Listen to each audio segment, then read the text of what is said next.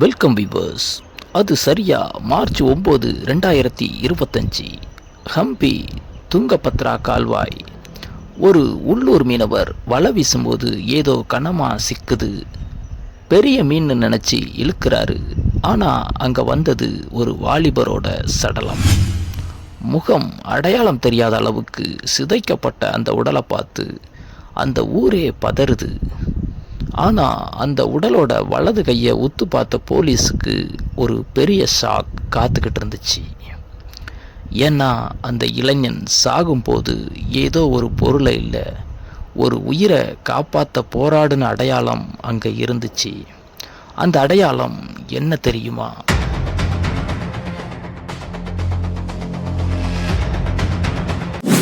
Police இன்வெஸ்டிகேஷனை start பண்ணுறாங்க. இப்போது போலீஸோட கையில் இருக்கிறது ஒரு அடையாளம் தெரியாத சடலம். இந்த நபரோட கூட வந்தவங்க யார், இவரை இந்த அளவுக்கு கொலை பண்ணது யார் அப்படிங்கிறது போலீஸுக்கு தெரியாத ஒரு புதிராகவே இருந்துச்சு. இதை கண்டுபிடிக்க போலீஸ் கையாண்ட அந்த 3 டெக்னிக். அவரோட பாடியை ஃபுல்லாக செக் பண்ணுறாங்க. அப்போது ஃபேண்ட் பாக்கெட்டில் ஒரு பாதி நனைஞ்ச கிழிஞ்ச காகிதம் இருக்கிறது தெரிய வருது. அதை காய வச்சு பார்த்தப்போ அது மார்ச் 6 பெங்களூரில் இருந்து ஹம்பிக்கு வந்த ஒரு ப்ரைவேட் பஸ் டிக்கெட்டுன்னு தெரிஞ்சுது. அந்த ட்ராவல்ஸ் ஆஃபீஸுக்கு ஃபோன் போட்டு அந்த சீட்டில் புக் பண்ணது யாருன்னு பார்த்தப்போ தான் பிபாஸ் நாயக் அப்படிங்கிற பேர் முதல் முறையாக வெளியே வருது. பிபாஸ் பேரை வச்சு ஹம்பியில் இருக்கிற எல்லா தங்கும் விடுதலையும் போலீஸ் செக் பண்ணுறாங்க. அப்போ தான் சானாபுரா ஏரி பக்கத்தில் இருக்கிற ஒரு ஹோம் ஸ்டேவில் பிபாஸ் தன் நண்பர்களோட தங்கி இருந்ததை அந்த ஓனர் கன்ஃபார்ம் பண்ணுறாரு. அங்கே இருந்த ரெஜிஸ்டரில் தான் அந்த அமெரிக்க நண்பர் டேனியல், அந்த இஸ்ரேல் பெண் மற்றும் மற்றவங்களோட ஒரிஜினல் பாஸ்போர்ட் விவரங்கள் போலீஸுக்கு கிடைக்குது. இப்போது போலீஸுக்கு விக்டிமம்ஸ் யார் அப்படிங்கிறது தெரிஞ்சிருச்சு. இப்போது போலீஸுக்கு இருந்த அடுத்த டார்கெட் கொலையாளிங்க யார்?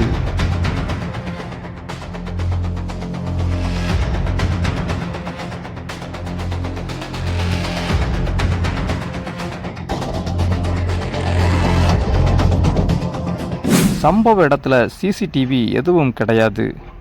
ஆனால் அங்கே ஒரு லைட்டர் கிடச்சது. அந்த லைட்டர் அந்த ஏரியாவில், அந்த ஏரிக்கரை பக்கமாக இருக்கிற ஒரு சின்ன பொட்டி கடையில் மட்டும்தான் விற்கிறாங்க.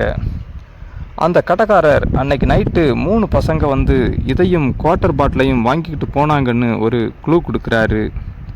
உடனே போலீஸ் அந்த ஏரிக்கரை டவரில் அந்த நேரத்தில் ஆக்டிவாக இருந்த 5000 ஃபோன் நம்பர்களை டவர் டம்ப் எடுக்கிறாங்க.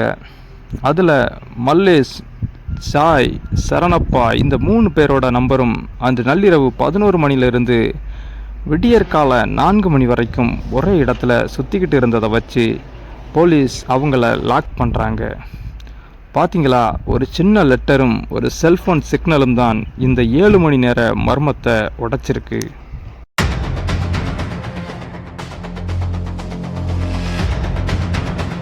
இரவு 10:30 மணி இருக்கும்.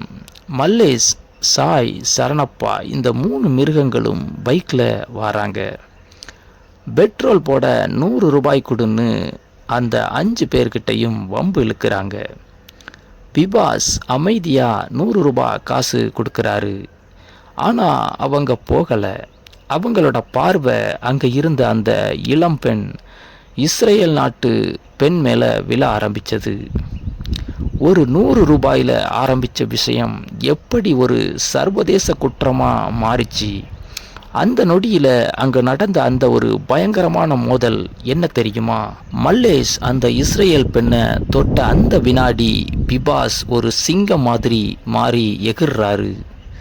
இவங்களை தொடணும்னா முதல்ல என் பிணத்தை தாண்டி தான் போகணும்னு அவர் கர்ஜிக்கிறாரு. 3 பேரும் சேர்ந்து பிபாஸை ஒரு மிருகத்தை போல கற்களால் தாக்க ஆரம்பிக்கிறாங்க. ஒரு பெரிய பாறாங்கல்லை எடுத்து பிபாஸோட தலையில் ஓங்கி அடிக்கிறாங்க. பிபாஸ் அப்படியே மயங்கி சாயிறாரு. உடனே பிபாஸை தூக்கி அப்படியே சைடில் ஓடின ஆற்றுல தூக்கி போடுறாங்க. பிபாஸ் ஆற்றுல விழும்போது அவர் கடைசியாக சொன்ன அந்த வார்த்தை என்ன? அதுதான் அந்த பெண்களுக்கு தப்பிக்க ஒரு தைரியத்தை கொடுத்தது. பிபாஸை ஆற்றுல தள்ளின அந்த மிருகங்கள் அங்கே இருந்த 2 பெண்களையும் கத்தி முனையில் மிரட்டி ஒரு பாறை இடுக்குக்கு கடத்திட்டு போகிறாங்க. டேனியல் மற்றும் பங்கஜை அடித்து அங்கேருந்து விரட்டி விடுறாங்க. அந்த இரவு முழுவதும் அந்த பெண்கள் அனுபவித்தது வெறும் நரகம். ஆனால் அந்த ரவுடிகளுக்கு தெரியாது, அந்த பெண்களில் ஒருத்தர் ஏற்கனவே ஒரு ரகசிய திட்டம் போட்டுக்கிட்டு இருக்காரு அப்படிங்கிறது. அது என்ன திட்டம்?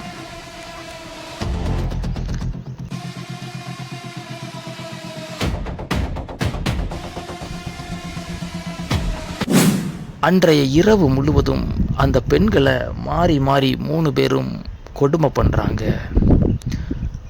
குடி போதையில் அந்த ரவுடிகள் தூங்க ஆரம்பிக்கிறாங்க. காலையில் இதுதான் சான்ஸ்னு அந்த இஸ்ரேல் பெண்ணும் நம்ம ஊர் பொண்ணும் ஒருத்தர் கையை ஒருத்தர் இறுக பிடிச்சிக்கிட்டு சத்தம் வராமல் அந்த பாறைகளில் ஏறி தப்பிக்கிறாங்க. ரோட்டுக்கு வந்து ஒரு ஹோட்டல் ஓனர் உதவியோட போலீஸுக்கு தகவல் கொடுக்குறாங்க. போலீஸ் ஸ்பாட்டுக்கு வரும்போது அங்கே ஒரு முக்கியமான ஆதாரம் கிடைக்குது. அது என்ன தெரியுமா? அதுதான் குற்றவாளிகளை காட்டி கொடுத்தது.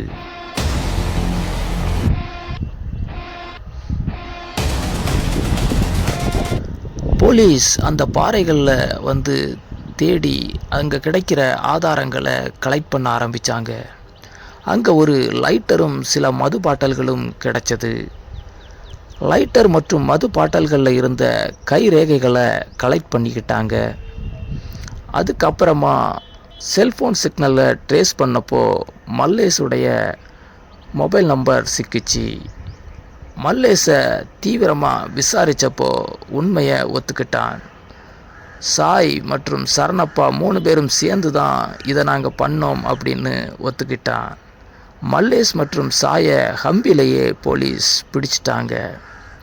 ஆனால் சரணப்பா தமிழ்நாட்டுக்கு தப்பிச்சு ஓடிட்டான். அவனுடைய செல்ஃபோன் சிக்னலை வச்சு ட்ரேஸ் பண்ணப்போ சேலத்தில் இருக்கான் அப்படிங்கிறது தெரிய வந்துச்சு. கர்நாடக போலீஸ் ஒரு தனி படம் அமைச்சு மாறு வேஷத்தில் சேலம் வந்து ஒரு மாந்தோப்பில் ஒளிஞ்சிருந்த அவனை அதிரடியாக கைது பண்ணுறாங்க. அவன் பிடிபட்ட அந்த நிமிஷம் அவன் சொன்ன ஒரு விஷயம் போலீஸையே அதிர வச்சது. அப்படி அவன் என்னதான் சொன்னான்?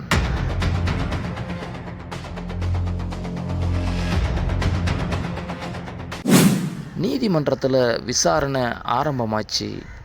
குற்றவாளிகள் நாங்கள் எதுவுமே செய்யலைன்னு சாதிச்சாங்க. ஆனால் போலீஸ் சேகரித்த அந்த ஒரு டிஎன்ஏ ஆதாரம் பிபாஸோட சட்டையில் இருந்த ஒரு முடி இலை, அதுதான் எல்லாத்தையும் தலைகீழாக மாற்றி போட்டுச்சு. அந்த ஆதாரத்தை வச்சு வக்கீல் எப்படி வாதாடினார்? அந்த இஸ்ரேல் பெண் கோர்ட்டில் கொடுத்த அந்த ஒரு வாக்கு மூலம் அது அங்கே இருந்த எல்லாரையும் அழ வச்சது.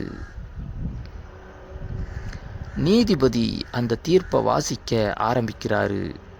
மல்லேஷ், சாய், சரணப்பா 3 பேருக்கும் தூக்கு தண்டனை. பிபாஸ் நாயக் நினச்சிருந்தா அந்த இடத்துல இருந்து ஓடி இருக்கலாம். ஆனால் தன் உயிரையே கொடுத்து 2 பெண்களோட உயிரையும் மானத்தையும் காப்பாற்றி இன்னைக்கு ஹம்பியோட சரித்திரத்தில் ஒரு அழியாத ஹீரோவாக நிற்கிறாரு. ஒரு சாதாரண மனுஷன் எப்படி ஒரு மாபெரும் ஹீரோவாக மாற முடியுங்கிறது பிபாஸ் ஒரு சாட்சியாக இருக்காரு. இந்த குற்றவாளிகளுக்கு கோர்ட் கொடுத்த தண்டனை சரிதானா? கமெண்டில் சொல்லுங்கள். மீண்டும் ஒரு நல்ல ஒரு கிரைம் ஸ்டோரியோட உங்களை சந்திக்கிறேன். நன்றி.